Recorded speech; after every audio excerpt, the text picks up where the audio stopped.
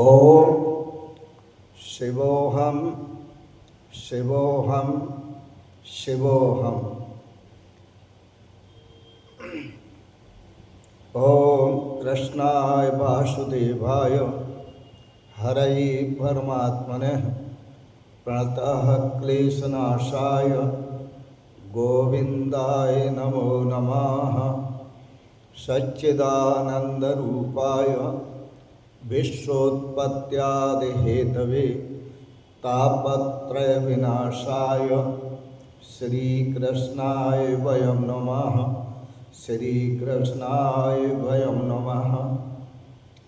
ओम अखंडानंदबोधाय शिष्यसंतापहारिणे सच्चिदानंदरूपाय तस्मै श्री गुरवे नमः।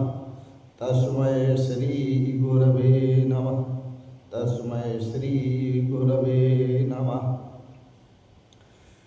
पूर्व प्रसंग में आप श्रवण कर रहे थे गुरु के दर्शन के लिए कैसे जाएं। कैसे? तो भगवान श्री कृष्ण ने तो कहा था तत्विद्धि प्रणिपातेन,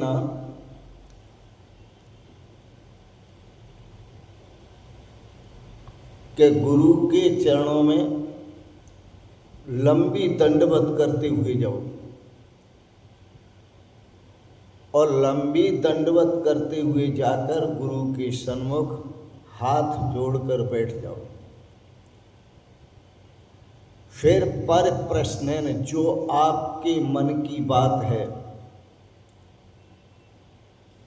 उस मन की बात को गुरुदेव के सामने रखो, सतगुरुदेव के सामने रखो। तो वह निश्चित ही आपको शिष्य समझकर, जिज्ञासु समझकर आत्म बोध कराएंगे, आत्म तत्व का उपदेश देंगे। तो कैसे जाए? तत्विद्धि प्रणिपातेन पर प्रश्नेन सेवया उपदेक्षन्ति ते ज्ञानम ज्ञानिनस् तत्व दर्शन है। वो ज्ञान का उपदेश देंगे। वैदिक दृष्टि से भी देखें तो आप गुरु के पास जाएं तो कैसे जाएं? गुरु उपसरती, गुरु के समीप जाना है तो कैसे जाना है? समित पाणी, हाथ में कुछ उपहार लेकर के जाना है, खाली हाथ नहीं जाना। समित पाणी, वेद में समित पाणी का अर्थ होता है कि गुरु जी की सेवा में, सतगुरु जी की सेवा में कुछ उपहार लेके जाओ। और कैसे गुरु के पास जाओ ये भी है, क्योंकि गुरु तो बहुत हैं। गुरुवा तो घर घर फिरें, कंठी माला लेओ, नर्क स्वर्ग सब चेला जाने, हमें दक्षिणा देओ। गुरु तो बहुत है और उपदेश करेंगे। माला मन से लड़ पड़ी, तू न बिसरे मोय, बिना शस्त्र के सूरमा लड़तन देखा कोई। बड़ी अच्छी बातें हैं, सुंदर बातें हैं, कंठी धारण करना चाहिए और माला के द्वारा जप भी करना चाहिए। मैं ये नहीं कहता कि कंठी न धारण करो, माला के द्वारा जप न करो। मैं ये कहता हूँ कंठी का मतलब होता है कंठ में, कंठी का मतलब होता है जो कंठ में रहती है, उस माला का जप करो। भगवान ने ऑटो सिस्टम बना दिया है कि श्वास जब अंदर जाती है तो उस परमात्मा की याद दिलाती है, श्वास जब बाहर आती है तो अपनी याद दिलाती है। और एकता का प्रतीक है आपकी श्वास। इसलिए श्वास श्वास में हरि भजो, वृथा श्वास मत खोए, ना जाने इस श्वास का आवन होए न होए। श्वास श्वास में चिंतन करने के लिए प्रेरणा दी है। तो मैं आपको कह रहा था कि भगवान श्री कृष्ण कहते हैं कि दो तरह के साधक होते हैं, और दोनों तरह के जो साधक हैं उनकी अपनी प्रवृत्ति अलग अलग है। एक साधक तो गुरुकुल में पढ़ता है, वो पढ़ता है ज्ञान अर्जन के लिए। वो सोचता है कि मैं अधिक से अधिक ज्ञान इकट्ठा कर लूं। जो वेदों में ज्ञान है उस वेदों के ज्ञान को इकट्ठा कर लूं। लेकिन यह विद्यार्थी है, और जो शिष्य होता है वो विद्यार्थी नहीं होता। शिष्य जो होता है वो गुरु के श्री चरण कमलों में समर्पित होता है। और समर्पित का मतलब होता है जिधर ले चलोगे उधर मैं चलूँगा। मेरी कोई इच्छा नहीं है कि मैं ज्ञान प्राप्त करूं, मेरी कोई इच्छा नहीं है कि मैं क्या करूं। मैं आपके समर्पित हूं। जैसा जैसा आप मार्गदर्शन करेंगे मैं वैसे वैसे चलूँगा।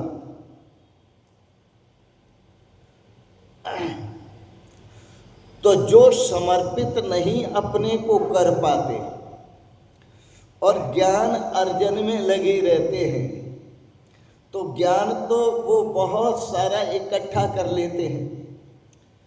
जैसे शास्त्र में काव्य है कि भाई अधिकारी तो तभी होता है जब ज्ञान अर्जन कर लेता है। जो ब्रह्म का अधिकारी है, ब्रह्म तत्व को जानने का अधिकारी, आत्म तत्व को जानने का जो अधिकारी है, वो बहुत अच्छा पढ़ा लिखा होना चाहिए। तो कहते हैं जो पढ़ा लिखा होता है उसके पास ज्ञान का संग्रह होता है। और जब ज्ञान का संग्रह, क्योंकि वो विद्यार्थी है, तो ज्ञान का संग्रह होता है, तो उस ज्ञान से वो विवाद भी कर सकता है, तर्क वितर्क भी कर सकता है। क्योंकि शास्त्रों को पढ़ने के बाद ऊहापोह विचक्षण हो जाता है। तो इसके लिए कहा अयम अधिकारी। अधिकारी तु विद्वद अतीत वेद वेदांगत्वेना पाततो अधिगता अखिल वेदार्थो अस्मिन् जन्मनि जन्मांतरे वा काम्य निषिद्ध वर्जन पुरस्सरम नित्य नैमित्तिक प्रायश्चितो उपासना अनुष्ठानेन निर्गत निखिल कलमस्तया नितांत निर्मल स्वांत साधन चतुष्ट संपन्न प्रमाता अधिकारी। अब यहाँ अधिकारी का जो ब्रह्म तत्व का अधिकारी है, आत्मज्ञान का अधिकारी है, उसका तो बहुत कुछ बता दिया।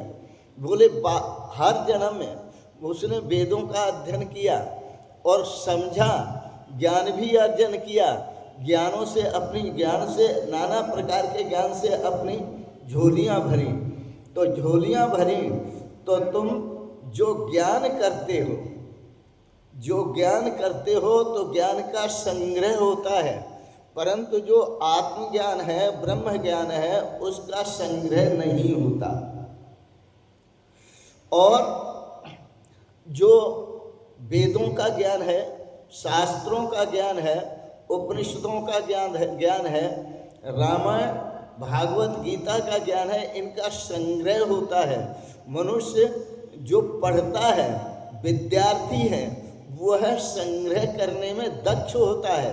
वो इन सबको याद करता है, रामायण को भी याद करेगा, भागवत को भी याद करेगा, श्रीमद् भगवत गीता को भी याद करेगा, वेदों की ऋचाएँ भी याद करेगा, शास्त्रों के सूत्र भी याद करेगा, श्रीमद् भागवत को भी याद करेगा।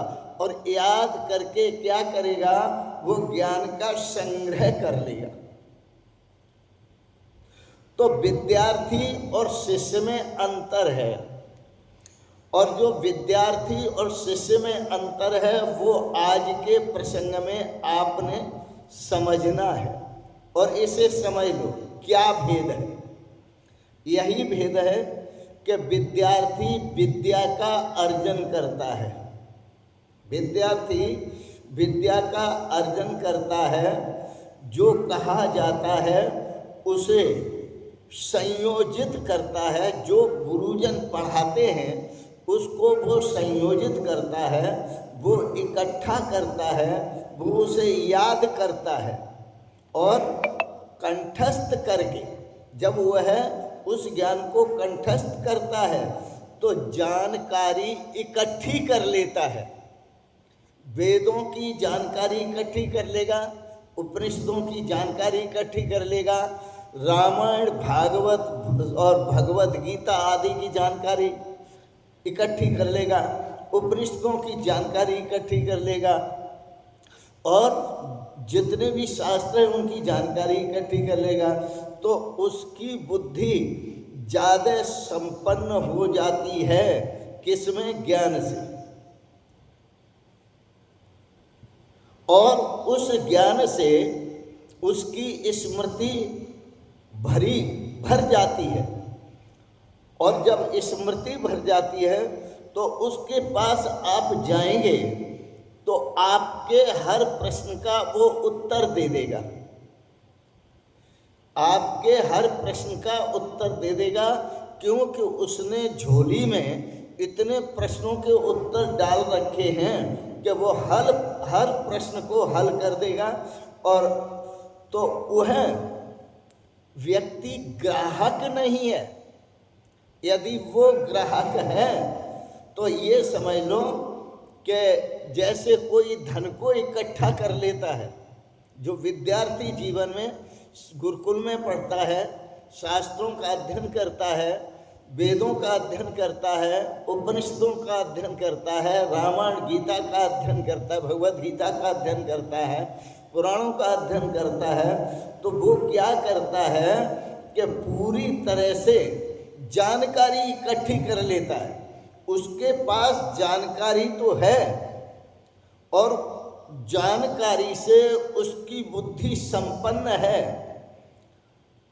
और उसकी जो स्मृति है वो जानकारियों से भरी पूरी है, क्योंकि उसकी स्मृति में सब इकट्ठा हो रहा है। तो इसलिए वो हर प्रश्न का उत्तर दे देता है। और वह जो शिष्य है वो संग्रही नहीं है, ग्राहक जरूर है लेकिन वो संग्रही नहीं है। पर जो विद्यार्थी हैं तो विद्यार्थी का जो स्वभाव है वो संग्रह का है। इसलिए वो जैसे कोई धन इकट्ठा कर लेता है, कोई वस्त्र इकट्ठा कर लेता है, कोई रुपया पे और खजाना इकट्ठा कर लेता है, ऐसे विद्यार्थी सब कुछ इकट्ठा करता जाता है। पर जो शिष्य है वो विद्यार्थी नहीं है। विद्यार्थी क्यों नहीं है? तो उसे ज्ञान अर्जन से कोई मतलब नहीं है। और ज्ञान अर्जन से इसलिए मतलब नहीं है कि वह शब्द ज्ञान में प्रवीण होना नहीं चाहता है, वह सत्य ज्ञान में प्रवीण होना चाहता है। क्यों? कि वो विद्यार्थी तो ज्ञान का अर्थी है, माने ज्ञान को प्राप्त करना चाहता है। और जो शिष्य है वो शिष्य विद्यार्थी नहीं है, वो इसलिए ज्ञान को नहीं चाहता, वो सत्यार्थी है। सत्यार्थी का मतलब जो सत्य है वो उसकी आकांक्षा रखता है और उसी के द्वारा अपनी स्मृति पुष्ट करना चाहता है। इसलिए जो सत्यार्थी है उसको बहुत ज़्यादा जानकारी नहीं होती, वो बहुत ज़्यादा शास्त्रों का आलोडन नहीं करता, वो शास्त्रों से वेदों से अधिक प्रयोजन नहीं रखता, क्योंकि वह चाहता है कि मुझे मेरे स्वरूप का बोध हो, मुझे आत्मज्ञान हो। और आत्म रूप में ही प्रभु मेरे अंदर प्रकट हो जाएं।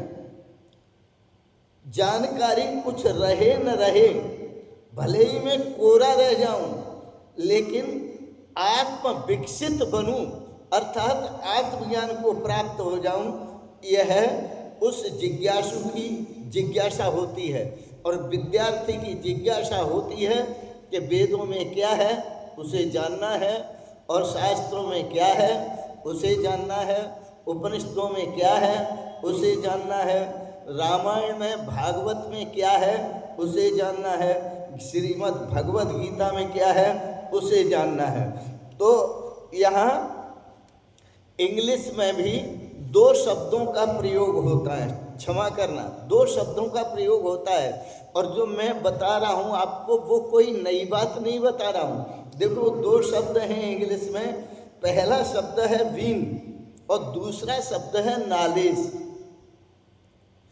और विंग का अर्थ होता है आत्मा, नॉलेज का अर्थ होता है ज्ञान।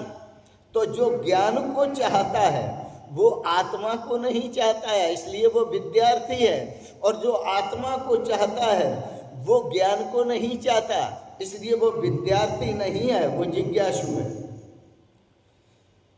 विद्यार्थी की आकांक्षा होती है कि मैं अधिक से अधिक ज्ञान इकट्ठा करूं, पर इस ज्ञान को इकट्ठा करने की आत्म जिज्ञासु की जिज्ञासा नहीं होती कि मैं नॉलेज को बढ़ाऊं।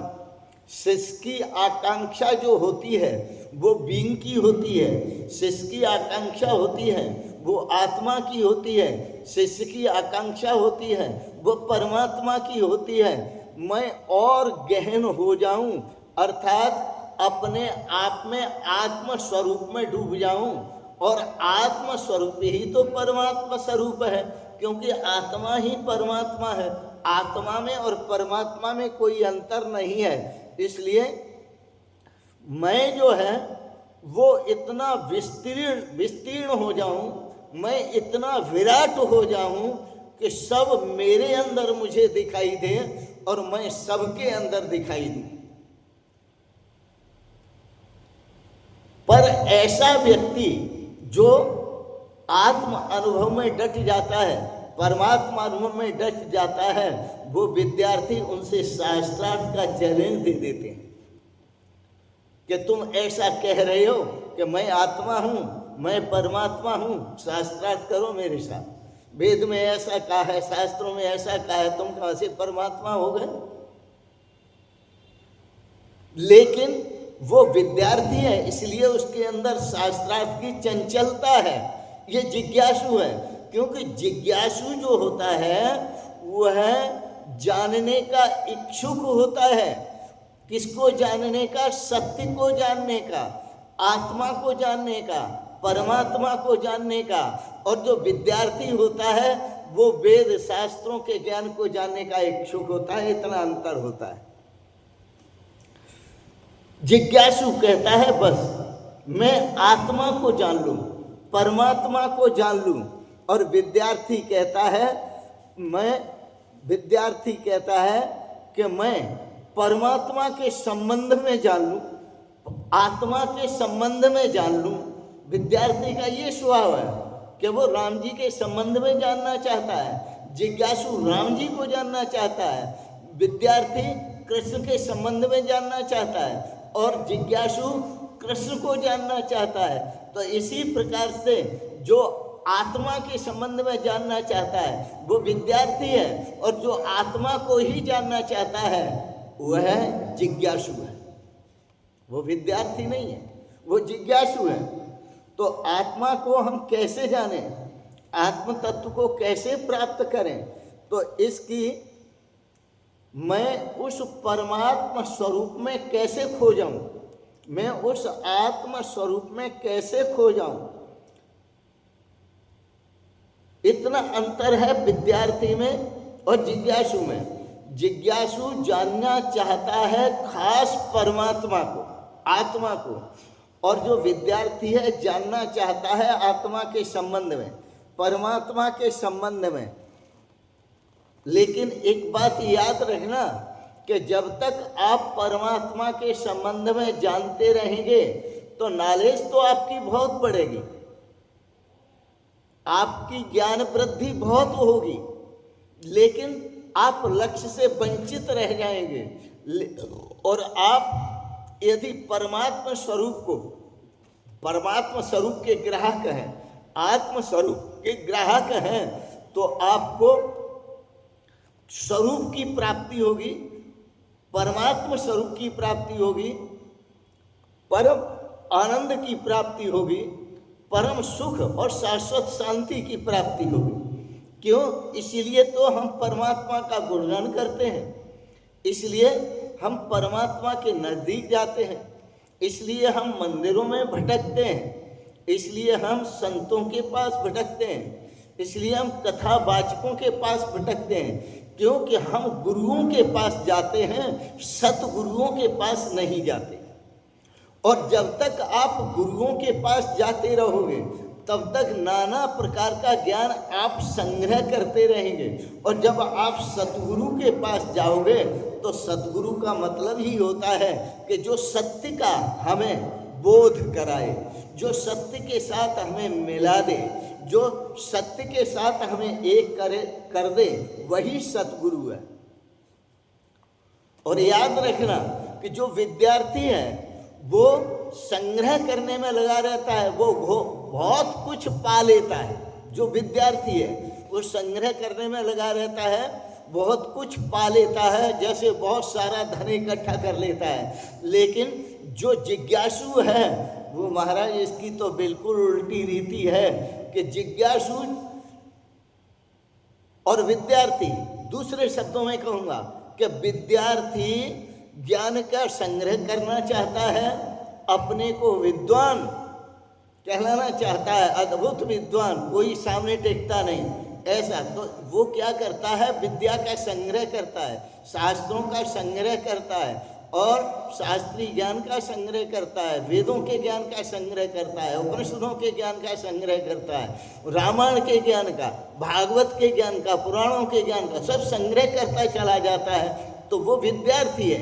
लेकिन यह जो जिज्ञासु है, यहाँ सतगुरु के चरणों में वह संग्रह करने नहीं आया है, जो भी उसके पास है वह खोने आया है।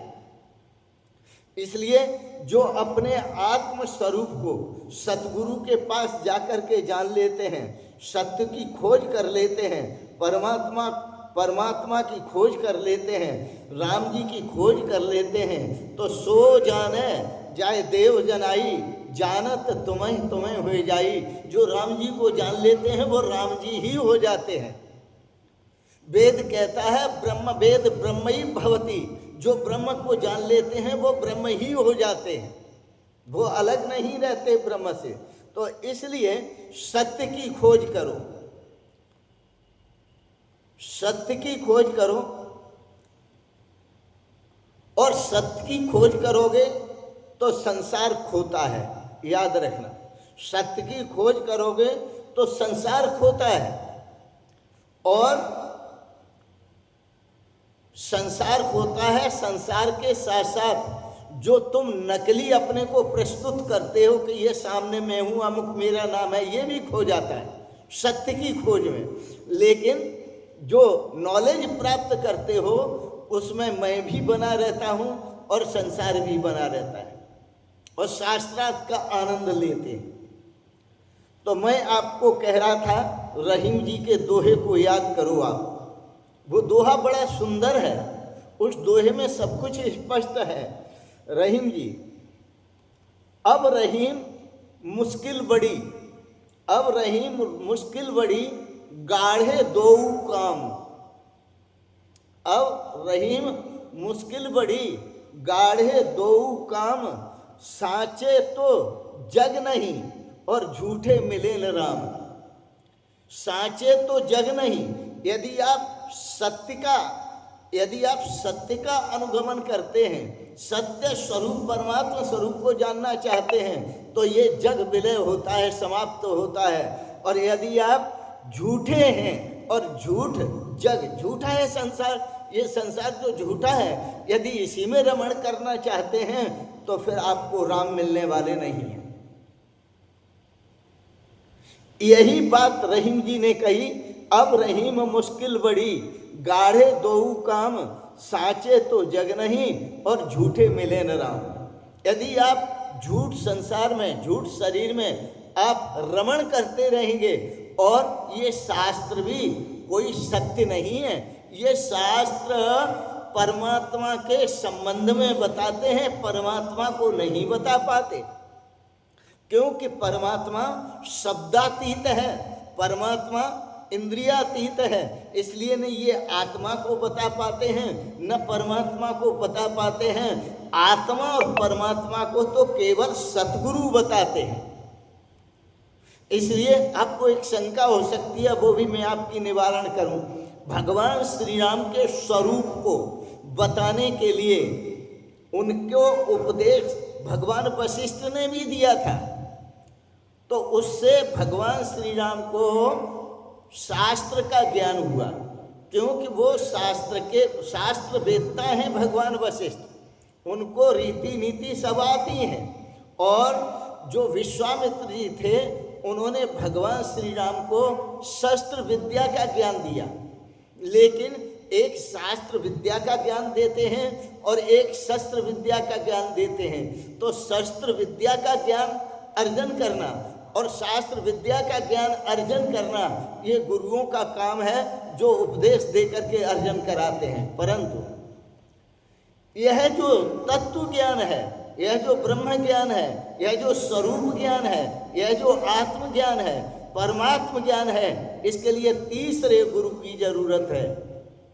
इसलिए तीसरे गुरु भगवान श्री राम के पास जाते हैं और राम जी की उदासीनता को देखते हैं और कहते हैं, राम जी इस उदासीनता का परित्याग करो, अपने स्वरूप को पहचानो। और वो तीसरे गुरु हैं जिन्होंने अध्यात्म तत्व का उपदेश दिया, ब्रह्म तत्व का उपदेश दिया, जिन्होंने आत्म तत्व का उपदेश दिया, वो महर्षि रैक्व हैं।